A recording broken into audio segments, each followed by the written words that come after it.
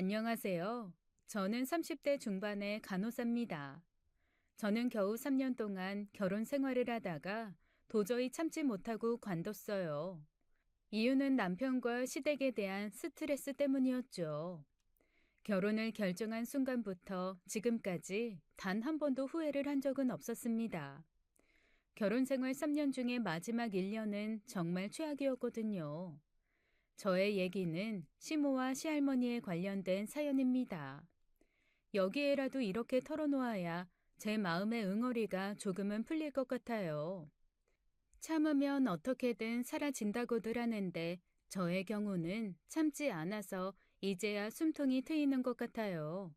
그리고 참지 않고 이혼을 하고 나서야 저는 더 좋은 인생을 살게 되었어요. 남편은 무책임하고 시모는 완전 정상이 아닌 여자였습니다. 그걸 연애 10년을 하는 동안에는 전혀 눈치채지 못했죠. 같이 살지 않으면 절대 모르는 것도 있더라고요. 저랑 남편은 좀 전에도 말씀드린 것처럼 10년 연애하다 결혼을 한 거예요. 대학에 들어가자마자 소개팅으로 만난 동갑내기였어요. 남편은 자기 색깔이라는 게 없는 사람이었습니다. 자기 주장이 강한 편도 아니고 고집이 센 편도 아니었죠. 남자친구의 그런 성격 덕에 10년이나 연애를 하면서도 크게 다툰 적도 없었습니다. 제 직업이 간호사라 스트레스를 많이 받는데 그래서 예민해질 때도 남자친구는 그럴 때마다 말없이 제 얘기를 잘 들어주었어요. 근데 지금 생각해보면 그게 얘기를 잘 들어주는 게 아니라 그저 관심이 없어 그냥 듣기만 했던 건데 그때는 잘 들어주는 거라고 믿었습니다. 물에 물 탄 듯 술에 술 탄 듯 특색 없는 남편의 성격이 가끔은 답답하게 느껴지기도 했지만 그래도 저에게 무언가를 강요하거나 크게 부딪히는 면이 없어서 저는 마음에 들었어요.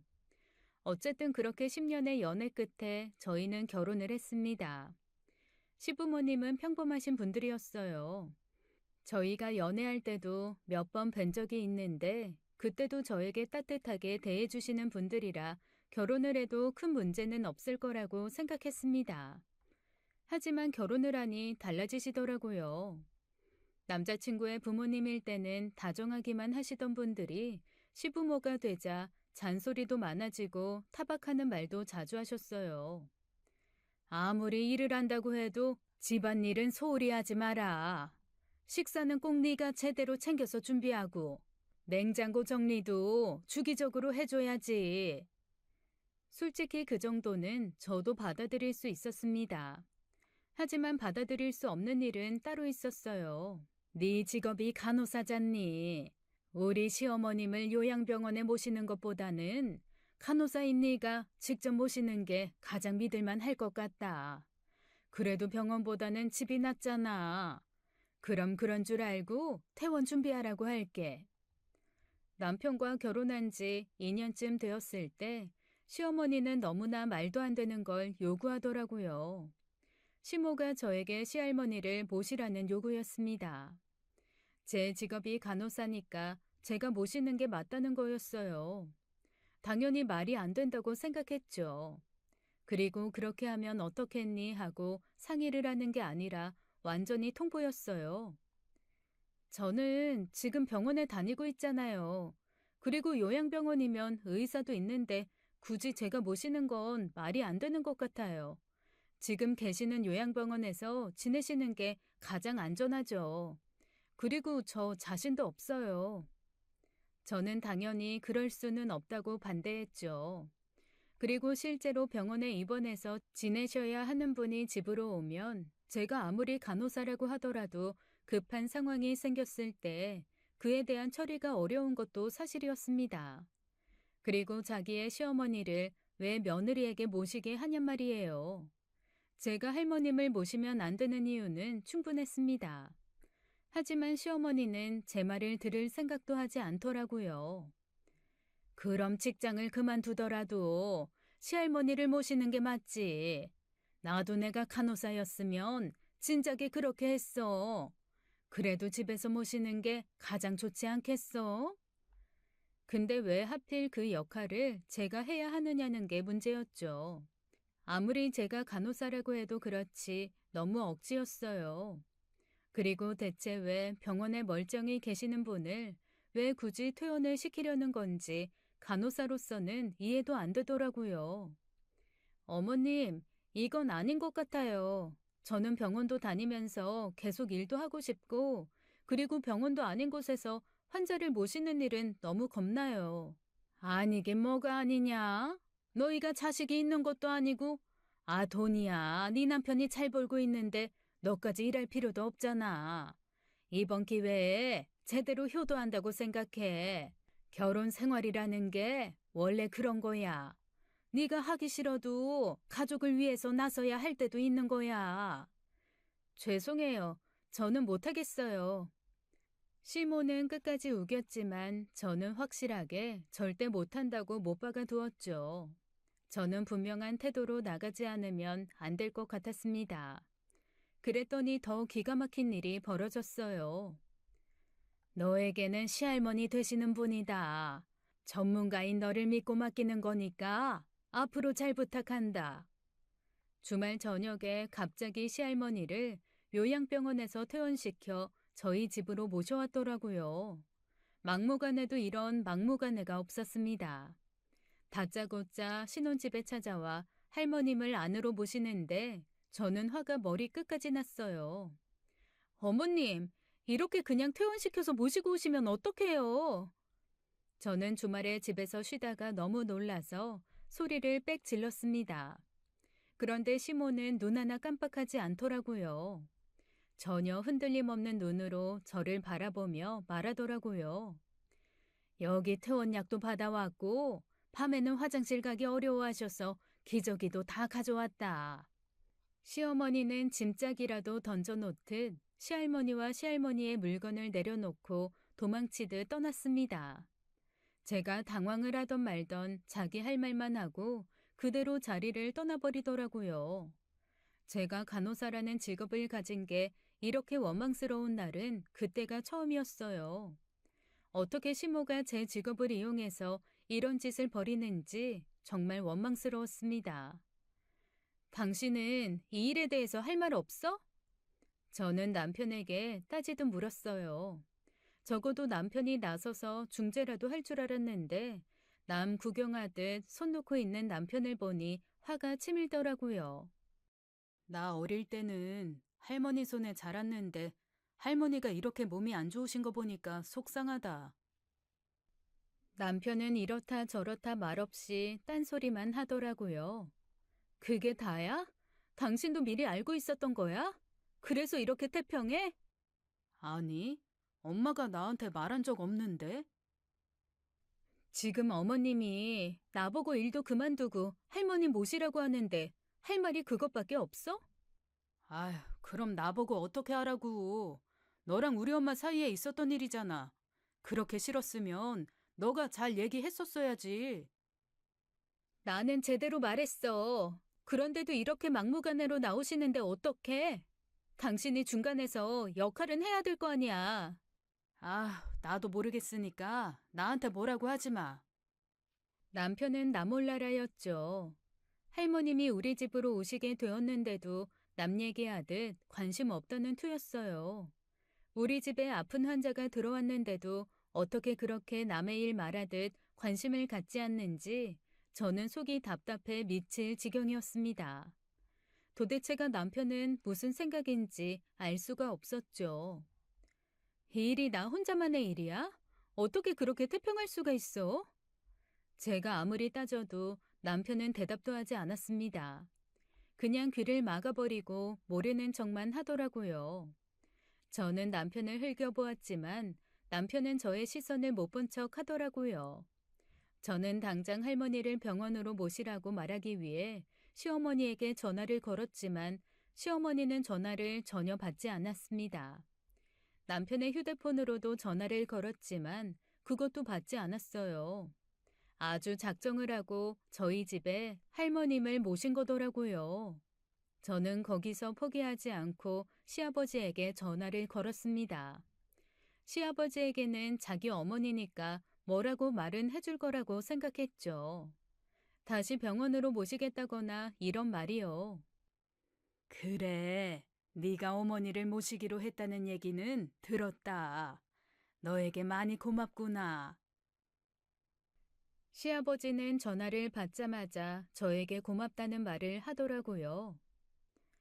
아니요, 저 그렇게 말한 적 없는데 어머님이 할머님을 저희 집에 그냥 모시고 오셨어요. 병원에 계셔야 하는 분을 이런 식으로 집에서 볼 수는 없어요. 나는 잘 모르겠다. 네 시엠이랑 얘기 됐다고 하니 그러려니 하는 거지. 시아버지는 자기 어머니의 일인데도 상관없다는 태도로 나오더라고요. 어떻게 돌아가는 집안 꼴인지 이해할 수가 없었습니다. 분명 자신들도 나이가 들 텐데 어떻게 자식들 앞에서 이런 꼴을 보여주는 건지 기가 막혔죠. 아버님, 그렇다고 계속 이렇게 지낼 수는 없잖아요. 네가 알아서 잘 해주리라 믿는다. 남편의 무심함이 누구를 닮았는지 알겠더라고요. 저는 하는 수 없이 일단은 할머님부터 살폈습니다. 시댁 식구들이고 남편이고 아무도 도움이 되지 않으니 저는 일단은 닥친 상황부터 확인을 해야 했죠. 시할머님은 그래도 혼자 화장실은 가실 수 있는 정도의 상태셨습니다. 그리고 저에게 미안하다는 말씀부터 하시더라고요. 그 말을 듣자마자 저는 얼굴이 화끈했어요. 미안하다. 나 때문에 얼마나 번거롭니. 시어머니가 강제로 퇴원을 시키고 버려지듯 저희 집으로 오신 시할머니를 보니 이분은 무슨 죄인가 싶었습니다. 자식들 키우느라 고생 많이 하셨을 뿐이 말년에 이런 대우를 받으신다는 게 참 안타까웠어요. 게다가 손주 며느리가 싫다고 소리까지 지르는 걸 보셨으니 마음이 오죽 불편하셨겠어요. 저는 그게 죄송해서 얼굴을 들지도 못하겠더라고요. 아까는 목소리 높여서 죄송해요. 사실 상의도 안 된 상태에서 그런 일이 생겨서 저도 당황해서 그랬는데 생각해보니까 목소리를 높인 건 제가 너무 잘못한 것 같아요. 나는 괜찮다, 아가. 오히려 내가 미안하지. 병원에서 계실 때보다 불편한 게 많을 거예요. 저는 아프신 할머님 앞에서 말을 조심하기로 했어요. 마음이 다치셨을 걸 생각하니 저도 마음이 불편하더라고요. 그리고 너무 죄송한 마음이 들어서 마음이 아팠습니다. 저도 직업적인 특성 때문에 아프신 분을 모시는데 정성을 다하게 되더라고요. 또 개인적으로 돌아가신 할머니 생각도 나서 마음이 더 쓰였어요. 미안하다. 내가 죽을 때가 돼서 못 죽고 살아있으니까 우리 손주 며느리가 이런 고생을 하네. 제 눈치를 보는 할머님을 보니 마음이 편치 않더라고요. 할머님은 잘못한 것도 없는데 잔뜩 위축되어 있으셨죠. 그 모습을 보는데 가슴이 아팠습니다. 잘못이 있다면 시모에게 있지 할머니는 아니잖아요. 저는 그래도 집에 계시는 동안에는 잘해드려야겠다고 생각했습니다. 그런 말씀 마세요. 주무시는데 불편한 건 없으셨어요? 식사는 원래 일반식으로 드셨어요? 넘기는 게 불편하시면 죽으로 준비해 드릴까요? 그리고 자세 변경도 해 드릴게요. 저는 근무할 때처럼 정성을 다해서 시할머님을 모셨습니다. 시어머니에 대한 생각은 일부러 하지 않았어요. 시어머니에 대한 원망스러운 마음 때문에 시할머니에게 소홀히 대하게 될까봐 일부러 생각하지 않은 것이었습니다. 제가 할머니를 모실 때 남편은 뭐 하고 있었는지 아시나요? 아무것도 하지 않았습니다. 전혀 도움을 주지 않았죠. 할머니 식사를 챙기는 것도 잠자리를 봐드리는 것도 하다못해 가벼운 대화를 나누는 것조차 잘 하지 않더라고요. 자기를 키워주신 분이라면서 그렇게 무심한 태도를 보이는 게 저로서는 이해가 되지 않았습니다. 그래도 내가 당신 할머니 모시는 건데 도우려는 노력은 해야 되는 거 아니야? 내가 뭐 아나? 할머니 모시는 건 당신이 맡아서 하기로 한 거 아니었어? 대화는 좀 나눠볼 수 있잖아. 어릴 때 키워주신 분이라며. 나 일하고 와서 피곤해. 나는 일 안 해? 나도 스트레스 받을 때 있는데 그래도 할머님 생각하면 잘해드리고 싶어서 노력하는데 당신이 좀 도와줄 수 있잖아. 그만 좀 하자. 당신이 알아서 그냥 좀 잘해줘. 난 잘 모른다고. 자기는 아는 게 없다고 그냥 손을 놔버리고 모든 걸 저에게 맡겼습니다. 그런 태도가 저를 더 화나게 했어요. 하지만 크게 기대도 하지 않았었기에 더 말하지 않았습니다.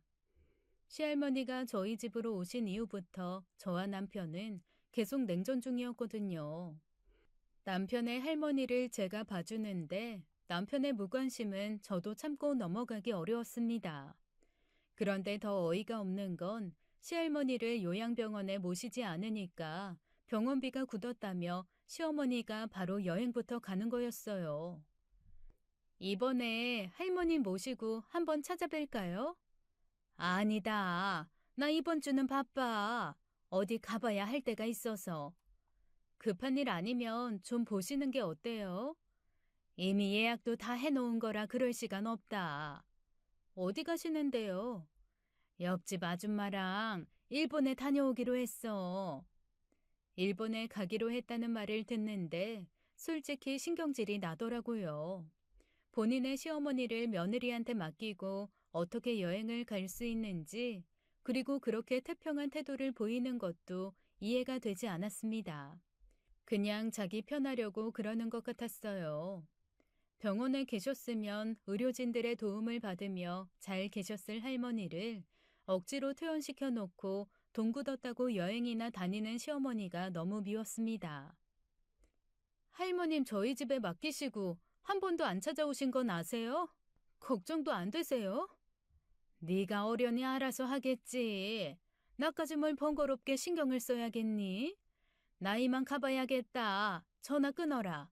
저는 시어머니를 저에게 맡겨두고 자기 일 보느라 바쁜 시어머니 때문에 더 짜증스러웠어요.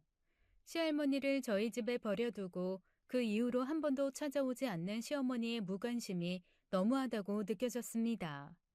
그리고 병원에 계셔야 할 분이 낯선 저희 집에서 눈치만 보시는 시할머니가 불쌍해서 제 속도 상할 정도였어요. 시어머니는 저보고 직장도 관두고 시할머니만 모시면서 지내라고 했지만 할머니는 저에게 그러지 말라고 하시더라고요.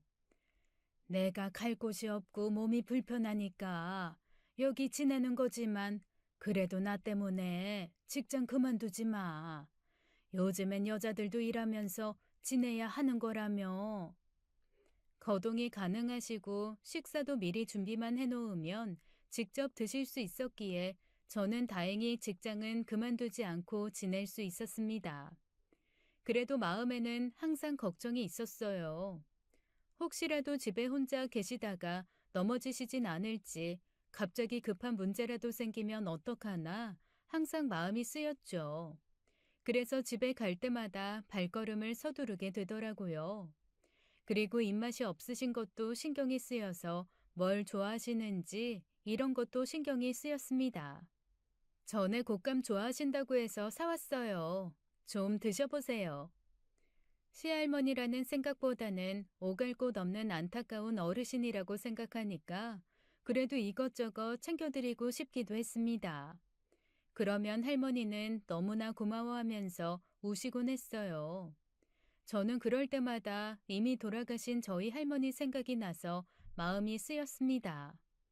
남편은 여전히 무심함으로 일관했고요.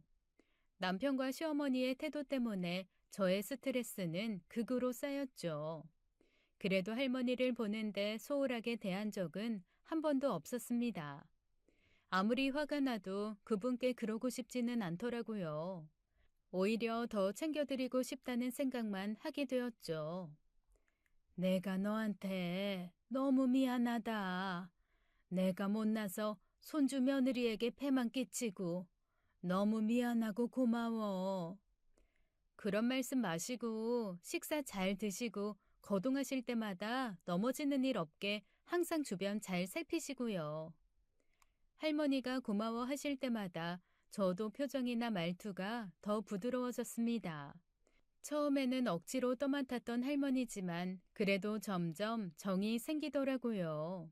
저는 더 꼼꼼하게 할머니를 봐드리고 불편함이 없으시도록 항상 살폈습니다. 너무 안 됐다는 마음이 들어서 그랬어요. 그런 마음을 아셨는지 할머니도 저를 힘들게 하지 않으시려고 웬만하면 스스로 하시려고 노력하셨습니다. 그러던 어느 날 할머니가 놀라운 말씀을 하시더라고요. 나한테 땅이 하나 있어. 워낙 시골이라 돈은 얼마 안 되겠지만 난 그거 우리 손주 며느리한테 주고 싶어. 다른 사람 말고 꼭 너한테 주고 싶다. 갖고 있는 땅이 있으신데 저에게 주고 싶다고 하시는 겁니다.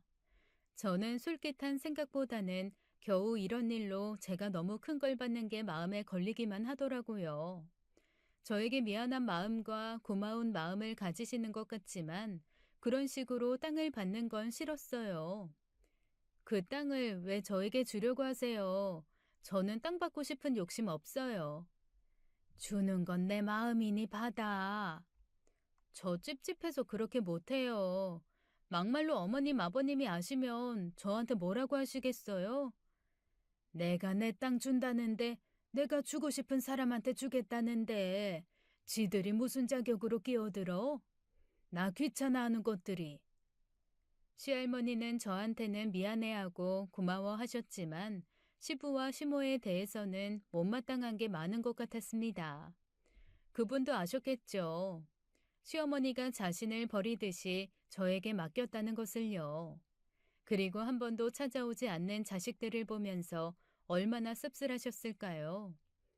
그래도 저는 그게 어떤 땅이든 받을 수 없어요.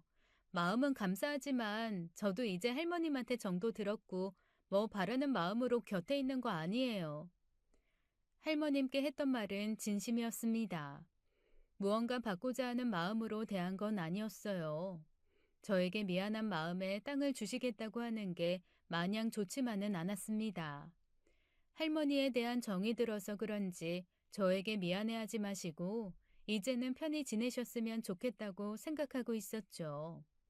어쨌든 이렇게 같이 지내게 된 거 이왕이면 할머니의 마음이 편하고 저를 너무 불편해하지는 않으셨으면 했습니다. 그럼 내가 그냥 주는 거 아니고 파는 걸로 할 테니 네가 내 땅을 사는 건 어때? 내가 싸게 팔 테니까 네가 사는 거야. 당장은 쓸모없는 땅이라도 나중에는 유용하게 쓰일 수 있을 거야. 평수가 그래도 300평은 돼. 내 세대에는 의미가 없을지 몰라도 내 다음 세대에게는 분명 유용할 거라고 믿고 산 거야. 땅이라는 게 그렇잖아. 땅을 파신다고 하니까 그때는 좀 관심이 생겼습니다. 300평이나 되는 땅이라고 하니 궁금하긴 하더라고요. 그래서 저는 냉전 중이라는 사실도 있고 남편에게 물었습니다. 어쨌든 땅을 사야 하는 일이니 남편의 의사는 묻고 싶었어요. 할머니가 시골에 300평쯤 되는 땅을 갖고 계신데 나한테 싸게 팔고 싶다고 하시는데 어떻게 생각해? 그 깡시골에 있는 땅을 뭐하러 사? 굳이 귀찮게 그런 거 살 필요는 없을 것 같은데. 그냥 한 귀로 듣고 한 귀로 흘려. 남편은 땅을 사는 거에 큰 관심이 없는 것 같더라고요. 시골에 있는 땅이라고 무시하는 건지 남편은 그저 무심했어요. 당초에 무슨 일에 관심이 있는 건지 알 수 없는 사람이었죠. 침착하고 흔들림이 없다고 생각했던 모습이 알고 보니 모든 일에 그저 무심한 거였어요. 무르나 만하였습니다. 저는 남편의 무관심에도 불구하고 그 땅에 계속 관심이 생겼습니다. 그리고 친정엄마에게 말을 했죠. 무조건 사. 할머니 말씀이 맞아. 시골 땅이라고 해도 나중에 어떻게 유용할지 모르는 거잖아. 요즘엔 지방도시도 활성화한다고 도시계획 많이 세우고 그래. 제 얘기를 들으니 친정엄마는 저보다 더 많이 관심을 가지시더라고요. 친정엄마는 그런 기회를 놓치지 않아야 한다고 강조하셨습니다. 안 그래도 관심을 갖고 있던 저는 친정엄마의 말을 더 따르고 싶었어요. 엄마랑 나랑 같이 사는 거 어때? 내가 사서 그 땅 너 줄게. 엄마가 그 땅을 사서 나를 준다고? 왜? 네가 시할머니 모신다고 고생하니까 엄마가 선물로 주려는 거야. 그리고 괜히 놓치지 말고 그냥 사. 너무 싸게 사지도 말고 적당한 금액에 사. 친정 엄마의 말에 솔깃하더라고요. 엄마는 꼭 사라고 하셨고 저도 그렇게 하고 싶다는 생각이 들었습니다. 결국 친정엄마는 할머니의 땅을 사셨어요. 몇 천밖에 되지 않는 금액이었습니다. 할머니는 더 싸게 팔고 싶어 하셨지만 그래봐야 나중에 오히려 문제가 될 것 같다며 친정엄마는 시세에서 큰 차이가 나지 않는 금액으로 사셨어요. 지금 생각해보면 땅을 그냥 받지 않고 돈 주고 산 것도 시세에서 크게 차이 나지 않게 산 것도 전부 잘한 일이었죠. 나 다시 요양병원에 들어가야겠다. 너희 친정에 땅 팔아서 받은 돈도 있고 그 돈으로 입원하려고 한다. 다른 가족들하고 상의해 보신 거예요? 그렇게 갑자기 정하시면 가족들이 서운해하실 거예요. 상의는 무슨. 나는 그것들이랑 얘기도 하기 싫고 그것들 도움받기도 싫어. 그리고 너한테 계속 도움받는 것도 이제는 싫어. 요양병원 있을 때가 마음은 훨씬 편했어. 그래서 가겠다는 거야. 할머니는 요양병원에 스스로 전화하셔서 입원 날짜까지 잡았다고 하시더라고요. 어찌나 추진력이 있으신지 곧바로 다음 날 병원에서 할머니를 앰뷸런스에 모셔가셨습니다. 저는 할머니가 입원하시는 모습을 보기 위해 그날은 연차를 내고 할머니가 가시는 병원에도 따라갔어요. 할머니는 정말로 가족들에게는 말도 하지 않으시고 혼자서 씩씩하게 병원에 잘 입원하셨습니다. 입원비까지 스스로 버신 할머니의 표정이 너무 밝아 보여서 안심할 수 있었어요. 이제 할머니를 돌봐야 한다는 책임감에서는 벗어났지만 어쩐지 할머니가 계시던 빈방을 보니 조금은 씁쓸했습니다. 그 잠깐 사이에 저도 할머니에게 확실히 정이 들었구나 생각했죠. 할머니가 정말로 원해서 입원한 거야? 자기 할머니가 집에 계실 땐 관심도 없던 남편이 묻더라고요. 막상 할머니가 안 계시니까 이제와 걱정이 되는 모양이었어요. 누가 보면 남편의 할머니가 아니라 저의 할머니라고 생각할 만큼 무심할 때는 언제고 이제 와서 물어보니 마음 같아선 제대로 대답도 하기 싫었습니다. 직접 전화까지 하셔서 입원하셨어. 나도 병원에 다녀왔는데 표정은 좋아 보이시더라. 엄마랑 아버지도 아는 거야? 나한테 할머니 잘 지내시냐고 묻는데 모르시는 것 같아서. 할머님이 말씀하기 싫다고 하셔서 나도 따로 말씀드리지는 않았어. 근데 당신은 어릴 때 할머니 손에 자랐다고 하면서 왜 그렇게 할머님한테 무심했어? 입원하시는 것도 내가 미리 말했는데 같이 병원 갔으면 좋잖아. 남자들은 원래 무심하고 그래. 그리고 당신이 전문가인데 당연히 나보다 알아서 잘할 거라고 생각했지. 남편의 말에 저는 어이가 없었습니다. 남자들은 원래 그래라는 말이 무책임하게 들렸어요. 제 눈에는 그저 귀찮아서 신경 쓰지 않는 걸로 보였습니다. 이 남자가 원래 이렇게 무책임한가 솔직히 그날은 진지하게 생각해 보게 되더라고요. 내가 이런 남자인지 모르고 결혼을 했나, 연애할 때도 이렇게 무책임했나, 괜히 결혼한 건 아닌가, 별의별 생각이 다 들었습니다. 남편의 태도가 실망스럽기도 했고요. 그리고 며칠 뒤에 난리가 났습니다. 저는 일을 하던 도중에 시어머니의 전화를 받았다가 귀가 터지는 줄 알았어요. 너 제정신이야? 네가 뭔데 나한테 상의도 하지 않고 우리 어머님을 요양병원에 모셔? 이게 감히 할머니 보기 귀찮다고 지 마음대로 해? 너 그거 어디서 배운 버르장머리야? 할머니가 요양병원에 입원하신 걸 알게 된 시어머니가 고래고래 소리부터 지르더라고요. 저한테 할머님을 맡기고는 한 번도 찾아와 보지 않았으면서 입원했다는 소식에 이토록 화를 내는 게 이해할 수 없었습니다. 정말로 할머니를 위하는 마음에서 그러는 건 아닌 것 같았죠. 할머님 상태에서는 가정집에 계시는 것보다 병원이 안전해요. 거동이 불편하신 상황에서는 낙상사고도 일어날 수 있고 의료진이 있는 곳이 훨씬 안전해요. 그리고 할머님이 원하셔서 그렇게 한 거예요. 저는 짜증은 났지만 최대한 침착하게 설명했습니다. 어쨌든 저도 미리 말하지 않은 건 사실이었으니까요. 그런데도 시어머니는 방방 뛰며 흥분을 가라앉히지 못하더라고요. 지 편하려고 마음대로 한 주제에 말은 뻔지르르하게 잘하지. 웃기지 마. 너 귀찮다고 그런 짓 한 거 누가 모를 줄 알아? 네가 그러고도 간호사냐? 응? 너 같은 게 간호사야? 그 외에도 시어머니는 입에 담을 수 없는 욕까지 저한테 퍼부었습니다. 일하다가 완전히 봉변이었죠. 욕까지 먹으며 저는 억울했어요. 시어머니는 할머니를 제대로 모시지도 않았으면서 저한테 간호사 자격이 있느냐고 따지고 드는데 황당하기도 했습니다. 저한테 할머님을 맡길 때는 본인도 상의 한번 하지 않고 멋대로 했으면서 아픈 사람 입원시켰더니 그걸로 상의 안 했다고 이 난리를 친다는 게 정남이가 뚝 떨어지더라고요. 할머님이 원하셔서 입원하신 거예요. 그렇게 하고 싶다고 당신께서 병원에 직접 전화하셔서 입원하신 거라고요. 제가 재입원하시는 날 병원에도 같이 갔고요. 야, 네가 병원비 낼 거야? 네가 책임지기로 했으면 끝까지 책임질 것이지. 귀찮다고 우리 어머님을 병원에 버려? 병원비 네가 내. 네 맘대로 했으니까 네가 병원비 내. 나한테는 한 푼도 못 나갈 줄 알아. 결국은 돈이었던 거죠.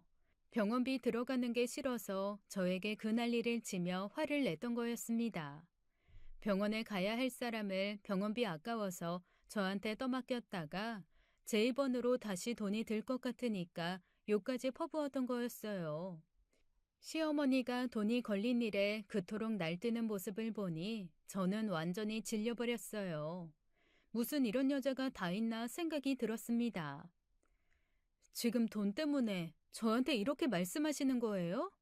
자식들한테 손 벌리지 않겠다고 저희 친정엄마한테 땅까지 파셨고 그 돈으로 병원비 내신다고 하셨어요. 그러니까 어머님이 병원비 내실 일은 없다는 거예요. 저는 짜증 섞인 목소리로 대꾸할 수밖에 없었습니다. 환자는 병원도 못 가고 낯선 손주 며느리 집에서 마음을 졸이며 지냈는데 시모는 그저 병원비 아까운 것밖에 모르는 모습이 밉기만 하더라고요.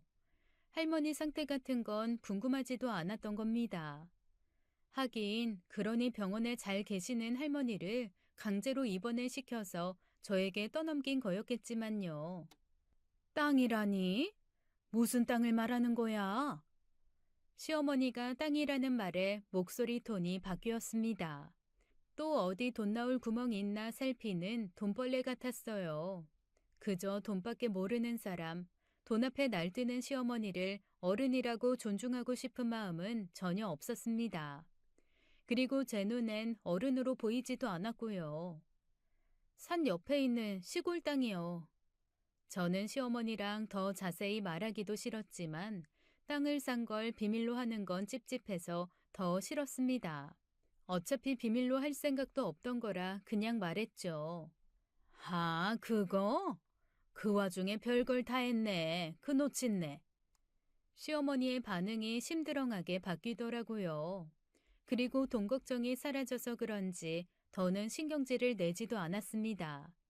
갑자기 바뀌는 시어머니의 태도에 저는 더 정이 떨어졌지만요. 저 일해야 하니까 이만 끊을게요. 그대로 전화를 끊었습니다. 아침부터 시어머니랑 통화를 하고 기분은 더러워질 대로 더러워진 상태였죠. 연애할 때는 보이지 않던 것들이 결혼하니까 정말 많이 보였습니다. 남편의 무책임한 모습도 알게 되었고 시어머니의 지랄맞은 성격도 10년이나 연애를 할 때는 몰랐던 최악의 모습을 알게 되었죠. 솔직히 그 전화를 받고 결혼한 것이 너무 후회됐어요. 남편도 시어머니도 전부 정떨어졌지만 그래도 할머니 일은 잘 해결이 되었으니까 더는 이런 짜증나는 일을 겪지 않아도 될 거라는 게 위로라면 위로였습니다. 그리고 몇 달은 정말 조용하게 흘러갔어요. 가끔 할머님께 전화를 드려 잘 지내시는지 여쭙긴 했지만 시어머니에게는 전화 한 통 주지 않았습니다. 다행히 보기 싫은 시부모를 만나야 하는 일도 별로 없었기에 기분 나쁜 일은 그렇게 끝나는 줄 알았습니다. 하지만 그건 제 착각이었어요. 몇 달 뒤에 골치 아픈 일이 또 일어났죠. 시어머니가 집까지 찾아와서 갑자기 저를 붙잡고 늘어졌어요. 퇴근하고 집에 돌아왔다가 갑자기 나타난 시어머니 때문에 저는 피곤과 짜증이 한꺼번에 몰려왔죠. 보기 싫은 얼굴이었습니다. 너희 친정어머니가 우리 어머니한테 샀다는 그 땅 얼마에 사셨니? 갑자기 찾아오셔서 그게 무슨 소리예요? 시어머니의 갑작스러운 질문에 저는 기분이 확 상해서 말하기 싫었어요. 인사도 하지 않고 다짜고짜 질문부터 하는 태도가 마음에 들지 않았죠. 이건 대체 무슨 경우인가 불쾌했습니다. 그 땅, 네 친정어머니한테 말씀드려서 돌려줘. 게다가 이어지는 말들은 더 기분이 나빴어요. 친정엄마가 돈 주고 산 땅을 설명도 없이 도로 달라고 하니 정말 시어머니가 미친 게 아닌가 하는 생각이 들었습니다. 그리고 갑자기 이러는 이유가 뭔지 궁금하기도 하더라고요. 뜬금없이 무슨 소리를 하시는 거예요? 돈 주고 산 땅을 내놓으라는 경우가 어딨어요? 예, 그 땅 근처에 개발이 된다고 하더라. 신문에 나고 난리가 났어. 땅값이 어마어마하게 오를 거라는데 어머님이 솔직히 사돈에게 제값받고 파셨겠니? 그거 그렇게 팔리면 안 되는 땅이지. 솔직히 그런 재산 있으면 자식이 받는 게 맞지. 겨우 며칠 어머님 봐준 너희가 받는 게 맞아? 네가 생각해도 그건 아니지 않니? 또 그놈의 돈 때문이었습니다. 시어머니는 땅이 아까워서 퇴근하고 지쳐서 돌아오는 저를 붙잡고 늘어지는 것이었어요. 당연히 저는 시어머니가 원하는 대로 해주고 싶은 생각이 추호도 없었습니다. 괘씸하기만 했죠. 시어머니의 그런 태도가 괘씸해서 절대로 땅을 돌려주고 싶지 않았어요. 저희 엄마가 팔기 싫다고 하면 안 되는 거죠. 땅의 명의가 이미 제 걸로 바뀌어 있었지만 일부러 말하지 않았어요.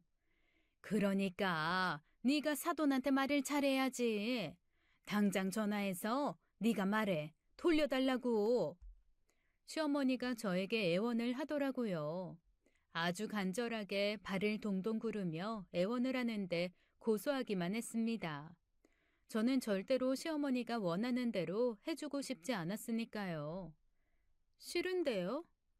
제 대답에 시어머니의 눈이 어찌나 커지던지 눈알이 빠져나오기라도 할 것 같았어요. 너 그 돈 탐내니? 탐을 누가 냈는데 저한테 탐내냐고 따지더라고요. 시어머니의 눈이 탐욕스럽게 빛나는데 너무 보기 싫었습니다. 시모라는 사람이 돈밖에 모르는 게 너무 징그럽게 보였어요. 돈 주고 산 엄연히 저희 엄마 땅이에요. 돌려달라뇨. 말이 안 되죠. 너 보자 보자 하니까 아주 웃기는 애다. 이게 돈독이 올라서 네가 누구랑 얘기하는지도 잊었나 보네. 나 네 시엠이야. 네가 어렵게 생각해야 하는 시엠이라고. 내가 부탁하는 것 같으니까 우습게 보여? 저에게 간절하게 애원하던 시어머니의 태도가 또 돌변했습니다. 이제는 그 모습이 놀랍지도 않더라고요. 돈에 관련된 일이라면 그렇게 돌변할 거라고 미리 예상을 하고 있었으니까요. 그러나 저는 그런 시어머니의 반응에 꿈쩍도 하지 않았습니다. 엄마, 여기까지 무슨 일로 왔어? 그때 뒤늦게 퇴근하고 집에 온 남편이 갑자기 나타난 시어머니를 보고 물었습니다. 시어머니는 남편을 보자 자기 편이 생겼다며 화난 얼굴로 변하더라고요. 네 할머니 땅 있잖아. 그거 네 장모가 아주 헐값에 산 것 같은데 그 땅이 글쎄 개발되는 지역에 포함된다는 거야. 그래서 내가 그 땅 좀 돌려달라고 했더니 얘가 안 된다고 버틴다 글쎄. 에이, 돈 주고 산 땅을 그냥 달라고 하면 안 되지. 똑같은 값은 줘야 하는 거 아니야? 그래. 그럼 내가 똑같은 금액 줄 테니까 돌려줘. 그 정도는 나도 하려고 했다. 시어머니가 아주 당당하게 말하더라고요. 그것도 택도 없는 소리였죠. 저는 시어머니가 원하는 대로 해줄 생각은 없었습니다. 억만금을 준다고 해도 시어머니에게는 그 땅을 팔고 싶지 않았어요. 싫어요. 그 땅은 저희 친정에서 알아서 하게 둘 거예요. 제 태도에 시어머니가 기가 막혀 하시더라고요. 똥 밟았다 생각했겠죠. 그렇게 느끼게 하는 게 제 목표이기도 했습니다. 엄마, 나 피곤해. 계속 이런 얘기만 할 거야? 내가 오늘은 늦었으니까 일단은 가는데 너 생각 잘해. 평생 나한테 시달리고 싶지 않으면 생각 잘하는 게 좋을 거다. 시어머니는 남편이 피곤하다는 말에 더는 버틸 수 없다고 생각했는지 그제서야 자리를 뜨더라고요. 하지만 남겨진 저는 기가 막혔습니다. 평생 시달리고 싶지 않으면 생각 잘하라는 말은 협박이 아닌가요? 며느리한테는 자기 마음대로 해도 된다고 생각하니 그런 식으로 말을 하는 거겠죠. 당신은 이게 맞다고 생각해? 저는 남편에게 물었습니다. 남편이 시어머니의 행동에 대해 어떻게 생각하는지 알고 싶었어요. 이걸 보고도 별 반응이 없다면 이 남자와 사는 것을 진지하게 고민해 볼 생각이었습니다. 시어머니의 정상적이지 않은 행동에 중재를 못할 사람인지 그래도 개선의 여지가 있는 사람인지는 알아야 했어요. 뭔 소리야? 남편은 마치 그 자리에 없었던 사람이라도 되는 것처럼 뜬금없다는 표정을 지으며 저를 바라보더라고요. 어쨌든 우리 엄마가 산 땅이잖아. 그런데 그냥 다짜고짜 내놓으라고 하면 내놓아야 돼? 이게 말이 된다고 생각해? 그러게. 애초에 할머니는 왜 모시고 그 땅은 왜 산 거야? 남편이 짜증 섞인 목소리로 대답을 하는데 저는 기가 막혔습니다. 다른 말보다도 할머니를 왜 모셨냐는 말이 가장 기가 막혔죠. 남의 할머니도 아니고 자기 할머니를 어떻게 그렇게 말할 수 있는지 말이 안 된다고 생각했어요. 그리고 자기 할머니를 제가 그렇게 정성껏 돌봐드렸는데 고마워하기는커녕 오히려 복잡한 일을 제가 만들었다고 탓을 하고 있으니 저는 이 남자에게 완전히 정이 떨어지더라고요. 그게 내가 선택한 일이었어? 나도 갑자기 할머니 떠맡았던 거잖아. 그리고 당신이 그때 뭐라고 했어? 할머니 손에 자라서 어쩌고 그런 말 했어, 안 했어? 난 그냥 할머니 손에 자랐다고 말한 거지. 내가 할머니 모시는 거 찬성한다는 뜻은 아니었어. 내 할머니야? 당신 할머니잖아. 찬성하지 않으면 당신이 어머님한테 제대로 말했어야 했을 거 아니야. 이게 전부 다 내가 이런 일을 만들었다고 말하고 싶은 거야? 그런 무책임한 말이 어딨어? 당신이 알아서 할 줄 알았다고. 대화가 통하지 않는다고 느껴지더라고요. 뭐 이런 사람이 다 있나 싶을 정도로 남편이 낯설게만 느껴졌어요.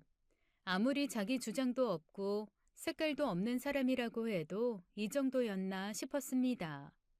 그 순간 모든 게 명확하게 보이더라고요. 이건 아니다. 이런 결혼 생활은 절대로 계속해선 안 된다고요.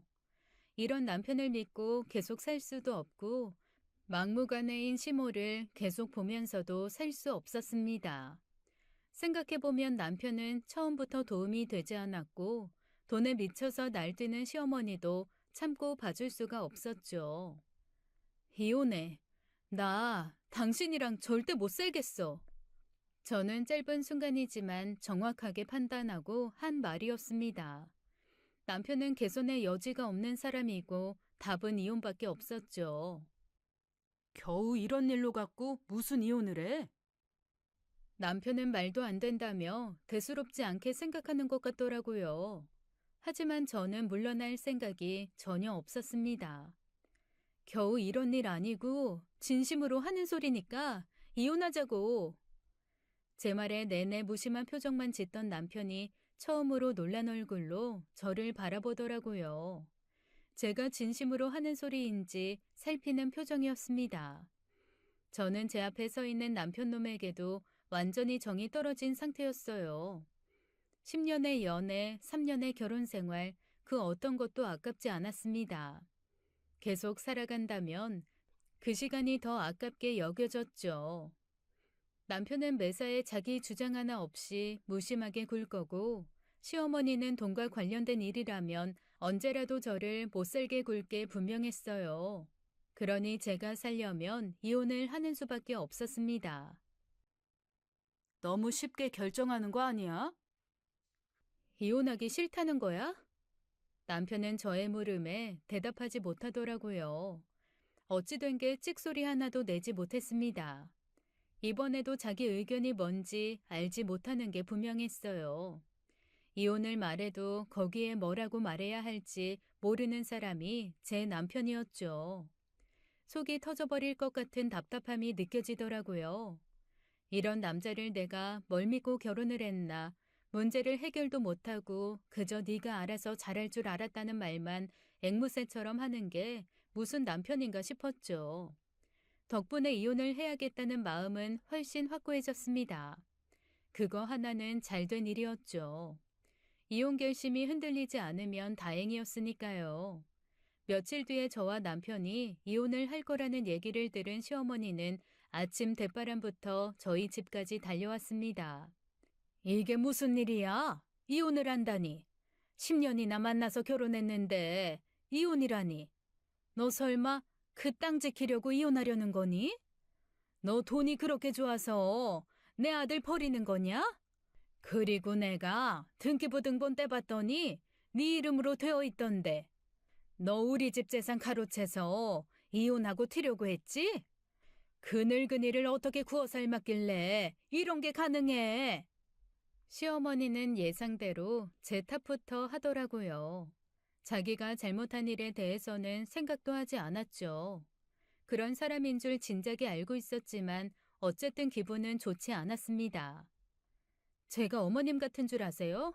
어머님은 돈밖에 몰라서 생각이 그렇게밖에 안 돼요? 저는 할머님 보고 적어도 늙은이라고 함부로 부르지는 않아요. 그 못돼 먹은 태도부터 고치세요. 하고 싶었던 말을 하니 속이 시원하더라고요. 그리고 거리낄 게 전혀 없었죠. 이혼하는 마당에 제가 시어머니 기분 생각하면서 말할 필요는 없었으니까요. 이거 아주 말하는 거 봐라. 그럼 뭐 나 때문에 이혼한다는 거냐? 이유가 아주 없지는 않죠. 기가 막혀. 원래 내 땅인 거 내가 도로 사겠다는데 그걸 못 줄 이유가 뭐가 있어? 처음에 할머님 저한테 맡기실 때 저랑 상의한 적 있어요? 그리고 할머님 재입원했을 때 저한테 쌍욕한 건 기억하세요? 어디 그뿐이에요? 우리 엄마가 산 땅 내놓으라고 난리칠 때는 얼마나 경우가 없으셨어요? 이혼하는데 이런 이유도 포함이 될 수밖에 없죠. 제 말에 시어머니는 저에게 눈을 흘기더라고요. 아주 표독스러운 눈빛이었어요. 그런다고 저는 조금도 움찔하지 않았습니다. 제가 한 말 중에 틀린 말은 하나도 없었으니까요. 그리고 시어머니는 그보다 더한 말을 들어도 할 말이 없는 사람이고요. 저는 자기 시어머니를 짐짝처럼 구는 시모를 조금도 존중해주고 싶지 않았습니다. 그리고 결정적인 이유는 남편이에요. 무책임한 남자, 무능한 남자라 싫어요. 이런 남자랑 계속 살기엔 제가 너무 아까워요. 저는 남편을 바라보며 똑똑히 들으라고 말해주었죠. 그 순간에도 남편은 바닥만 바라볼 뿐 한마디도 못하더라고요. 정말 바보 하나가 서 있는 것처럼 보였습니다. 그리고 어떻게 저런 걸 남편이라고 결혼을 해서 3년이나 산 건지 제 자신까지도 미워지더라고요. 너 진짜 이혼이라도 해봐. 내가 가만둘 것 같아? 뭐 어쩌실 건데요? 법적으로 문제될 게 전혀 없는 것 같은데 뭐 어떻게 해보시게요? 그러게 처음부터 저한테 할머님을 맡기지 말고 스스로 잘 모셔보지 그랬어요.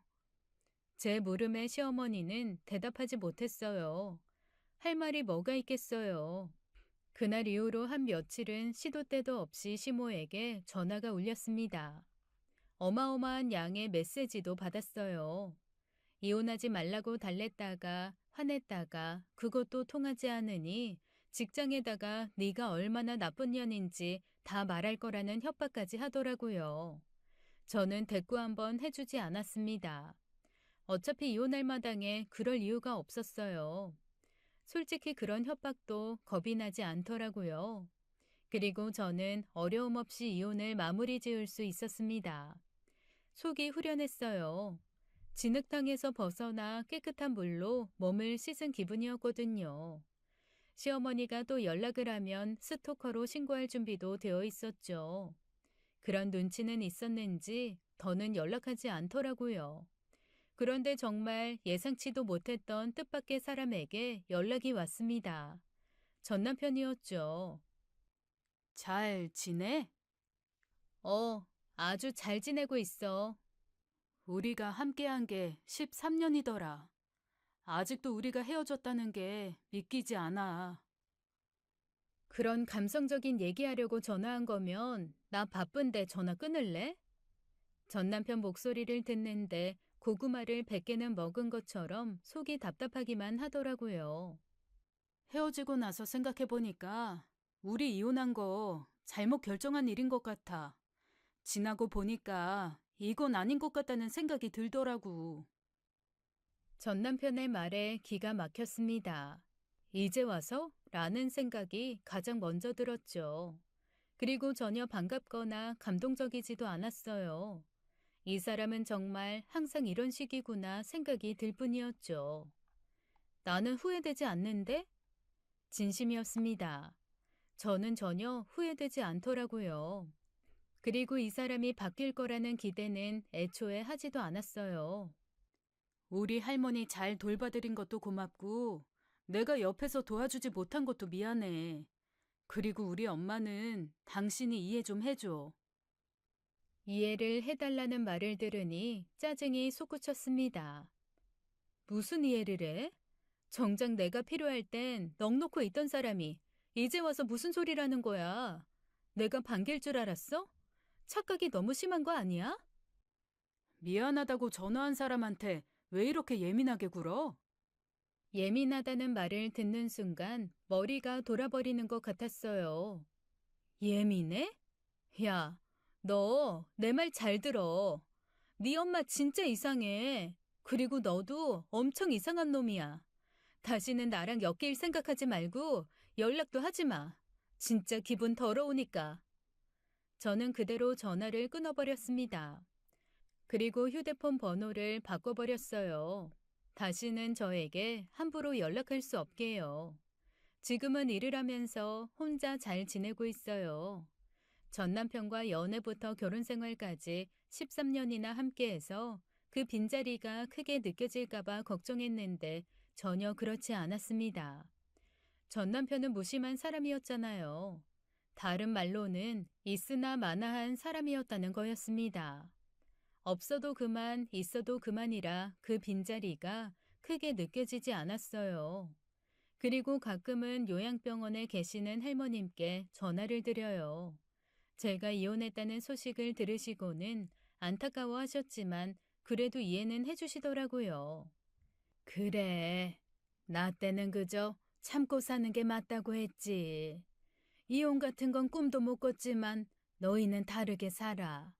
너처럼 야무진 애가 혼자서 못 살겠니? 요즘 몸은 좀 어떠세요? 목소리는 좋으신 것 같은데 가끔 생각나서요. 매일 똑같이 지내지만 마음은 전보다 훨씬 편해. 오늘은 네가 전화를 주니까 기분이 더 좋아. 아들이고 며느리고 손주고 나한테 전화하는 것들은 하나도 없어. 그 말은 듣는데 저도 속상하더라고요. 그 집안 사람들이 아무도 할머니를 챙기지 않는 것이 화도 나더라고요. 돈 받을 게 있을 때만 관심을 갖고 아무도 할머니를 챙기는 사람이 없었어요. 가끔 제가 찾아뵙고 그래도 될까요? 저희 할머니 생각나서요. 바쁜 사람이 뭐하러 그래. 그래도 와준다고 하면 나야 고맙지. 곶감 가지고 찾아갈게요. 전화도 종종 드리고요. 그렇게 할머니와 저는 시댁 식구들과는 별개로 둘만의 우정을 만들었습니다. 그건 생각 이상으로 저에게 좋은 일이었어요. 어느 날 갑자기 할머니가 제게 전화를 하셔서는 빠른 시일 내로 면회하러 오라고 하시더라고요. 저는 무슨 일이 생긴 줄 알고 곧장 그날 면회를 갔습니다. 지금 갖고 있는 돈 중에 가장 큰 돈이 뭐야? 뜬금없는 질문에 지갑을 보았더니 5만 원권이 하나 있더라고요.